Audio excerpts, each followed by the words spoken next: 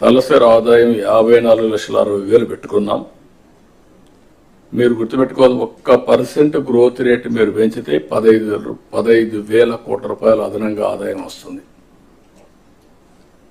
అదే 3% అయితే 45,000 వస్తుంది.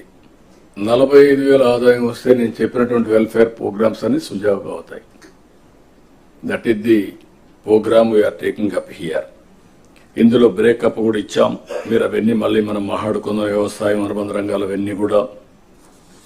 అదే సమయంలో tourism is a game changer. రాబోయే రోజుల్లో 20% గ్రోత్ రేట్ టూరిజంలో పెట్టుకుంటున్నాం. అందులో ఇక్కడ టెంపుల్ టూరిజం ఇది ప్రిడామినెంట్ ఇన్ ఆంధ్రప్రదేశ్. దాన్ని ఆసరాగా తీసుకొని బ్యూటిఫుల్ ప్లేసెస్ ఉన్నాయి. దీన్ని కూడా మనం ఏ విధంగా చేయాల్సిన అవసరం ఉంది. అల్టిమేట్ గా ప్రజలే ఫస్ట్, పీపుల్ ఫస్ట్.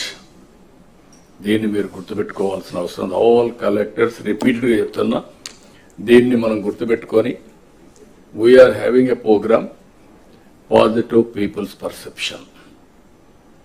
మీరు చేసే ప్రతి ఒక్క పని we are measuring what people are thinking.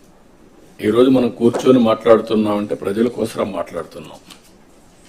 దీంట్లో ప్రాధాన్యత క్రమంలో మనం ముందుకు పోవడానికి ఏం చేయాలని అవన్నీ వర్కౌట్ చేస్తున్నాం. అరౌండ్ 22 సర్వీసెస్ ఫీడ్బ్యాక్ తెప్పిస్తున్నాం. మన వాళ్ళు ఎక్స్ప్లెయిన్ చేస్తారు. ఇసుక కానీ, మద్యం కానీ, గ్యాస్ సిలిండర్స్ కానీ, డిస్ట్రిబ్యూషన్ కానీ, హాస్పిటల్ వచ్చే సేవలు కానీ, రెవెన్యూ, ఆర్టీసీ, ఒకటి కాదు, ఆల్ సర్వీసెస్ వీఆర్ మెజరింగ్.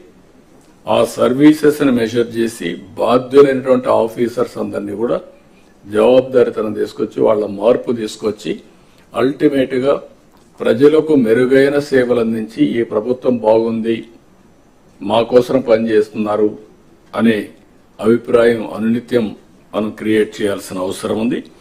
ఇవన్నిటి కూడా ఎక్కడ కూడా గ్రీవెన్సెస్ అన్ని కూడా ఎక్కడికక్కడ ఏ విధంగా ప్లాన్ చేయాలో చేయడం,